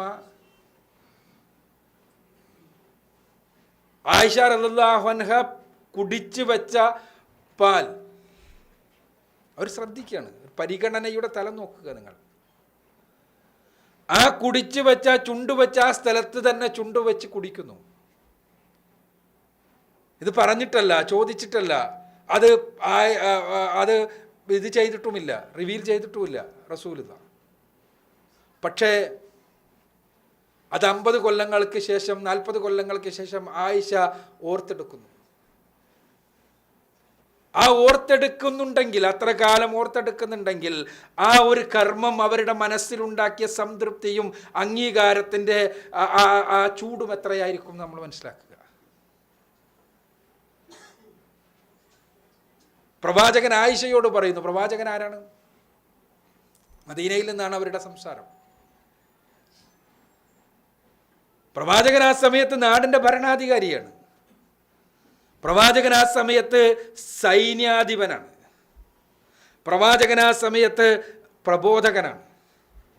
പ്രവാചകൻ ആ സമയത്ത് പരിശീലകനാണ്. പ്രവാചകൻ ആ സമയത്ത് 9 ഭാര്യമാരുടെ ഭർത്താവാണ്. ആ സമയത്ത് ആയിഷ റളിയല്ലാഹു അൻഹ പറയാണ്, റസൂലുള്ളാഹി സ്വല്ലല്ലാഹു അലൈഹി വസല്ലം ആയിഷയോട് പറഞ്ഞു, ആയിഷ, നിനക്ക് ദേഷ്യം പിടിച്ചാൽ എനിക്ക് മനസ്സിലാകും. എങ്ങനെ? റസൂലുള്ളാഹി സ്വല്ലല്ലാഹു അലൈഹി വസല്ലമ സ്വന്തം ഇണയെ ശ്രദ്ധിച്ച രീതി പറയുന്നു. ഇബ്രാഹീമിൻ്റെ നാഥൻ എന്ന് നീ പറഞ്ഞ റബ്ബ് ഇബ്രാഹിം എന്ന് പറഞ്ഞാൽ അതിൽ നിന്ന് മനസ്സിലാക്കാൻ നിനക്ക് ചൂടായിട്ടുണ്ട്. അതേസമയം റബ്ബ് റസൂലുള്ളാഹി സ്വല്ലല്ലാഹു അലൈഹി വസല്ലം എന്ന് പറഞ്ഞാൽ മനസ്സിലാക്കാൻ നീ സന്തോഷവതിയാണ്. നമ്മൾ അറിയേണ്ടത്, നാട് ഭരിക്കുന്ന, സൈന്യത്തെ അയക്കുന്ന, സൈന്യത്തെ പരിശീലിപ്പിക്കുന്ന, ഈ പ്രശ്നങ്ങൾ, നേരത്തെ പറഞ്ഞ പ്രശ്നങ്ങളിൽ മുഴുവനും വ്യാപൃതനായ ഒരാൾ തൻ്റെ ഇണയുടെ വൈകാരിക വിക്ഷോഭങ്ങൾ പോലും മനസ്സിലാക്കി വെക്കുക എന്ന ഒരിണയുടേതല്ല, 9 പേരുടെ. ആയിഷയാണിത് റിപ്പോർട്ട് ചെയ്തിട്ടുള്ളൂ.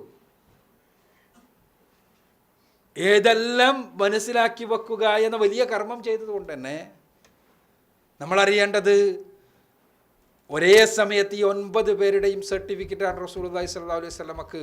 എന്താ? പ്രവാചകൻ പറഞ്ഞു, നിങ്ങളുടെ ഇണകളോട്, നിങ്ങളുടെ കുടുംബത്തോട് നല്ല നിലക്ക് നിൽക്കുന്നവരാണ് ഏറ്റവും നല്ലവർ. ഇവരെല്ലാവരുടെയും ഒന്നിച്ചുള്ള സർട്ടിഫിക്കറ്റാണ് റസൂലുള്ളാഹിക്ക്. റസൂലുള്ളാഹി കുടുംബത്തോട് ഏറ്റവും ഉന്നതമായ നിലവാരം പുലർത്തി. നമ്മൾ പലപ്പോഴും പ്രവാചക വിമർശകന്മാർ റസൂലുള്ളാഹിൻ്റെ ബഹുഭാര്യത്വം ഭയങ്കര പ്രശ്നമായി പറയും.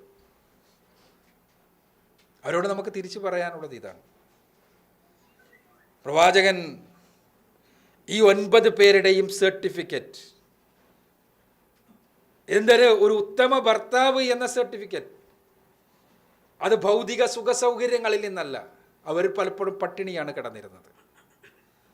പ്രവാചകൻ കിടന്നുറങ്ങിയിരുന്നത് ഈത്തപ്പന യോല കൊണ്ടുള്ള പായയിലായിരുന്നു എന്ന് പറയുമ്പോൾ പ്രവാചകനോടൊപ്പം കിടന്നുറങ്ങിയവരും അവരുടെ തൊലികളിലും ഇതേ രൂപത്തിൽ പാടുകൾ വരുന്ന രൂപത്തിൽ തന്നെയായിരുന്നു അവർ കിടന്നുറങ്ങിയത് എന്നാണ് അർത്ഥം. മൂന്ന് പൗർണമി നാളുകൾ ഞങ്ങൾ കാണാറുണ്ടായിരുന്നു. വേവിച്ച ഭക്ഷണമൊന്നും കഴിക്കാതെ വെറും കാരക്ക തിന്ന് പച്ചവെള്ളം കുടിച്ച് എന്ന് പറയുമ്പോൾ അവരുടെ വീടുകളിലുള്ള സമൃദ്ധി നമുക്ക് മനസ്സിലാക്കാം. പ്രവാചകൻ ഈ ലോകത്തിൽ നിന്ന് യാത്ര പറയുമ്പോൾ ഏതാനും ബാർലി മണികളായിരുന്നു ബാക്കി വെച്ചിരുന്നത് എന്ന് പറയുമ്പോൾ അദ്ദേഹത്തിൻ്റെ സാമ്പത്തികമായ അവസ്ഥ എന്തായിരുന്നു എന്ന് നമുക്ക് മനസ്സിലാക്കാം. പക്ഷേ അവർ 9 പേരും സംതൃപ്തരായിരുന്നു. അവരോട് ഒരിക്കലും അള്ളാഹു പറഞ്ഞു, നിങ്ങൾക്ക് വേണമെങ്കിൽ പിരിഞ്ഞു പോകാം. അള്ളാഹുവാണ് പറഞ്ഞത്, റസൂലുള്ളാഹിയല്ല. നിങ്ങൾക്ക് വേണമെങ്കിൽ പിരിഞ്ഞു പോകാം, നിങ്ങൾക്ക് ഭൗതിക സുഖ സൗകര്യങ്ങൾ ആവശ്യമെങ്കിൽ നിങ്ങൾക്ക് പിരിഞ്ഞു പോകാം. പക്ഷേ അവരൊറ്റ സ്വരത്തിൽ പറഞ്ഞു, ഇല്ല, ഞങ്ങൾക്ക് പ്രവാചകൻ എന്ന ഭർത്താവിൻ്റെ ചൂരും ചുണയും വേണമെന്ന്. അത് ഒരു കേവലമായ മതപരമായ ഒരു അറ്റാച്ച്മെന്റ് മാത്രമല്ല അത്. ഞാൻ പറഞ്ഞല്ലോ, നിങ്ങൾ ആലോചിച്ച് നോക്കുക, പെണ്ണുങ്ങളല്ലേ റസൂലുള്ളാഹി സ്വല്ലല്ലാഹു അലൈഹി വസല്ലമയെ കുറിച്ച് എന്തെങ്കിലും ഒരു മോശം വർത്തമാനം അവരുടെ നാവുകളുടെ എവിടെ നിന്നെങ്കിലും വന്നിരുന്നെങ്കിൽ അന്ന് മുതൽക്ക് ഇന്ന് വരെ വിമർശകന്മാർ അത് തലമുറകളായി കൊണ്ടു നടക്കുന്ന ആളുകൾ അവരുടെ അടുത്ത് അത് ഇന്ന് എന്തൊക്കെയായിട്ടുണ്ടാകുമെന്ന് നമ്മൾ ആലോചിച്ചു. ഇല്ല, ഒന്നുമില്ല. അതാ ഞാൻ പറഞ്ഞത്, ഓരോ രംഗത്തും റസൂലുള്ളാഹി സ്വല്ലല്ലാഹു അലൈഹി വസല്ലമ പള്ളിയിൽ വെച്ച് ശാരീരികമായുള്ള ആയോധന കലകൾ പ്രദർശിപ്പിക്കുന്ന ആളുകളെ ആയിഷ റളിയല്ലാഹു അൻഹയെ സ്വന്തം മൂടുപടത്തിനുള്ളിൽ വെച്ച് കാണിച്ചു കൊടുത്ത രംഗം ആയിഷ റളിയല്ലാഹു അൻഹ വിശദീകരിക്കുന്നുണ്ട് സ്വഹീഹായ ഹദീസുകളിൽ. പ്രവാചകൻ അത് ചെയ്യുന്ന സന്ദർഭത്തിൽ റസൂലുള്ളാഹി സ്വല്ലല്ലാഹു അലൈഹി വസല്ലമക്ക് 55 വയസ്സിന് മുകളിലാണ് എന്ന് കൂടി നമ്മൾ മനസ്സിലാക്കണം. ഈ രൂപത്തിൽ പരസ്പരം സ്നേഹം കൊടുക്കാൻ കഴിയുമ്പോൾ ആ സ്നേഹമാണ് യഥാർത്ഥത്തിൽ ഉള്ള ആ സംസ്കാരത്തിൻ്റെ പ്രകടനം. അവിടെയാണ് സംതൃപ്തി ഉണ്ടാകുക, അവിടെയാണ് നേരത്തെ പറഞ്ഞ ഖുർറത്ത് അയ്യൂൻ ഉണ്ടാവുക. അതോടൊപ്പം തന്നെ പരസ്പരം അംഗീകരിക്കുകയും പരസ്പരം അറിയുകയും, ഇതെല്ലാം റസൂലുള്ളാഹി സ്വല്ലല്ലാഹു അലൈഹി വസല്ലമയുടെ മാതൃക. ഓരോന്നും ഓരോ തലത്തിലും നമ്മൾ എങ്ങനെയാകണമെന്നത് പ്രവാചകനിൽ നമുക്ക് കാണാൻ സാധിക്കും. അവിടെ ശാരീരിക ബന്ധം മുതൽക്ക് പേരക്കുട്ടികളോടുള്ള സ്നേഹം വരെയുള്ള കാര്യങ്ങളിൽ എങ്ങനെയെന്ന് നമ്മൾ കാണുന്നു. അവിടെയും നമ്മൾ ഖുർറത്ത് ആയുനും പറഞ്ഞപ്പോൾ അസുവാജ് മാത്രമല്ല പറഞ്ഞത്, ദുരിയത്ത് കൂടി പറഞ്ഞു. മക്കളിലും വേണമത്. മക്കളിൽ യഥാരൂപത്തിലുള്ള സംതൃപ്തി ഉണ്ടാകണമെങ്കിൽ, അവർക്ക് സന്തോഷം നമുക്ക് നൽകണമെങ്കിൽ, അതിന് നമുക്ക് ഒരുപാട് ചെയ്യാനുണ്ട്. ആ വിഷയം ഇന്നലെ വിശദമായി കുറച്ച് ചർച്ച ചെയ്തിരുന്നു, വിശദമായിട്ടല്ലെങ്കിലും. അവിടെ നമ്മൾ പലപ്പോഴും മതം പഠിപ്പിക്കണം കുട്ടികളെ. മതം പഠിപ്പിക്കുക എന്ന് പറഞ്ഞത് സംസ്കാരം പഠിപ്പിക്കലാണ്. പക്ഷെ നമ്മുടെ മതപാഠങ്ങൾ അത് ആവേശം കൊണ്ടോ അത്യാവേശം കൊണ്ടോ എല്ലാം കുട്ടികൾക്ക് മതത്തോട് വെറുപ്പുണ്ടാക്കുന്നുണ്ടോ എന്നും പരിശോധിക്കണം. ഇത് വളരെ പ്രധാനപ്പെട്ടതാണ്. ഞാൻ ഇന്നലെ സൂചിപ്പിച്ചിരുന്നു, സ്നേഹവും ലിമിറ്റും, സ്നേഹവും നിയന്ത്രണവും അത് വളരെ ഒരു സിങ്ക്രണൈസ് ചെയ്യുന്നതാണ്. അത് രണ്ടും തമ്മിൽ ബാലൻസ് ചെയ്യുന്നതാണ് യഥാർത്ഥത്തിലുള്ള പാരന്റിങ് എന്ന്. ഇവിടെ നമ്മൾ ഓരോ വിഷയങ്ങളിലും നമ്മൾ പെരുമാറുമ്പോൾ, നമ്മൾ നിയന്ത്രണങ്ങൾ ഏർപ്പെടുത്തുമ്പോൾ, ആ നിയന്ത്രണങ്ങൾ കുട്ടികളിൽ ഏത് രൂപത്തിലുള്ള പ്രതികരണമാണ്, മാനസികാവസ്ഥയാണ് ഉണ്ടാക്കുന്നത് എന്നത് വളരെ പ്രധാനപ്പെട്ടതാണ്. റസൂലുള്ളാഹിയുടെ ജീവിതത്തിൽ ഒരു സംഭവം കൂടി, തീർച്ചയായും കുടുംബം ആയതുകൊണ്ട് കുട്ടികളെക്കുറിച്ച് കൂടി പറയേണ്ടതുണ്ട് എന്നതുകൊണ്ട് ഒരു സംഭവം കൂടി സൂചിപ്പിച്ച് ഞാൻ അവസാനിപ്പിക്കുന്നു. പ്രവാചകൻ സല്ലല്ലാഹു അലൈഹി വസല്ലമ ഒരു ളുഹർ നമസ്കാര സമയം സുജൂദിൽ കിടക്കുകയാണ് പ്രവാചകൻ. സാധാരണ സുജൂദിന്റെ സമയം കഴിഞ്ഞു, അതിൻ്റെ ഇരട്ടി സമയം കഴിഞ്ഞു, എന്നിട്ട് റസൂൽ എണീക്കണില്ല. എന്താന്ന് മാമുമിങ്ങൾക്ക് മനസ്സിലാവണില്ല. ഇമാമും ജമാഅത്തുമായിട്ടാണ് നമസ്കാരം. ചില സ്വഹാബിമാർ തലപൊക്കി നോക്കി. കാരണം എന്താ സംഭവം എന്ന് മനസ്സിലാവാത്തത് കൊണ്ട് തന്നെ. അപ്പോൾ അവർ കണ്ടു ഹസൻ റളിയല്ലാഹു അൻഹു റസൂലുള്ളാഹി സ്വല്ലല്ലാഹു അലൈഹി വസല്ലമയുടെ പെരടിയിൽ കയറി ഇരുന്നിരിക്കുകയാണ്. സാധാരണ കുട്ടികളുമായി ഒട്ടകവും അല്ലെങ്കിൽ പിന്നെ വാഹനമായി കളിക്കാറുള്ള റസൂലുള്ളാഹി സ്വല്ലല്ലാഹു അലൈഹി വസല്ലം 3 വയസ്സുള്ള കുട്ടി നേരെ പെരടിയിൽ കയറി ഇരുന്നിട്ടുണ്ട്, നീക്കാൻ കഴിയണില്ല. അതാണ് സംഭവം. എഴുന്നേക്കാൻ റസൂലുള്ളാഹി ശ്രമിക്കുന്നുണ്ട്, പക്ഷെ കഴിയണില്ല.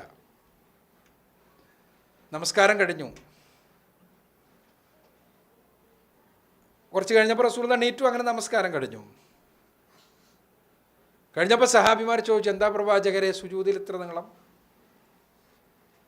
വല്ല വഹിയും കിട്ടിയ സുജൂദിൽ? റസൂലുള്ളാഹി പറഞ്ഞു, വഹിയൊന്നും കിട്ടിയതല്ല. എൻ്റെ മകനെ ഞാൻ നമസ്കാരത്തിൽ പ്രയാസപ്പെടുത്തുന്നത് വെറുത്തു.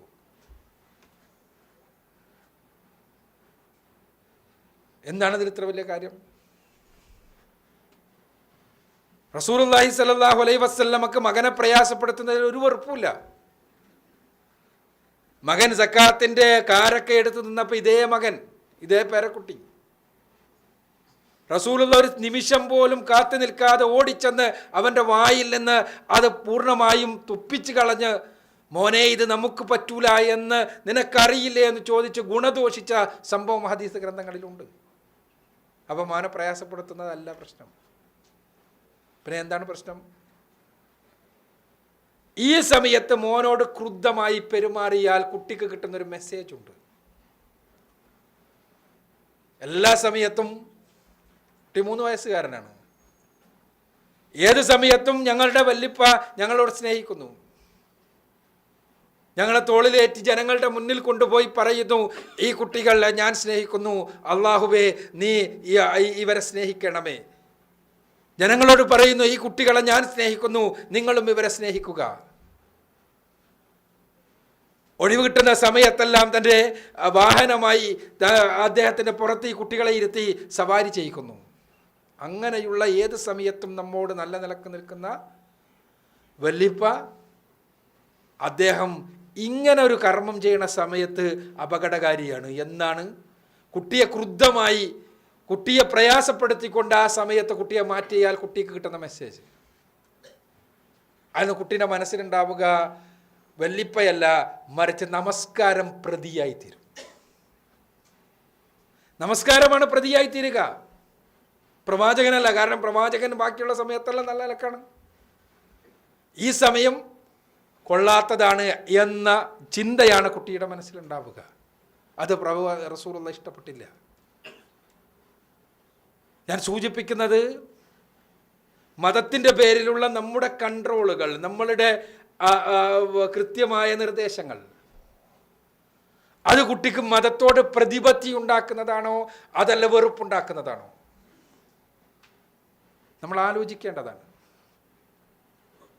ധാർമ്മികതയുടെ പേരിലുള്ള നമ്മുടെ നിർദ്ദേശങ്ങളും ഉപദേശങ്ങളും അവരെ ധാർമ്മികമായി ജീവിക്കുവാൻ പ്രേരിപ്പിക്കുന്നതാണോ അതല്ല അതിനോട് ആ ഉപദേശങ്ങളോട് തന്നെ വെറുപ്പുണ്ടാക്കുന്നതാണോ?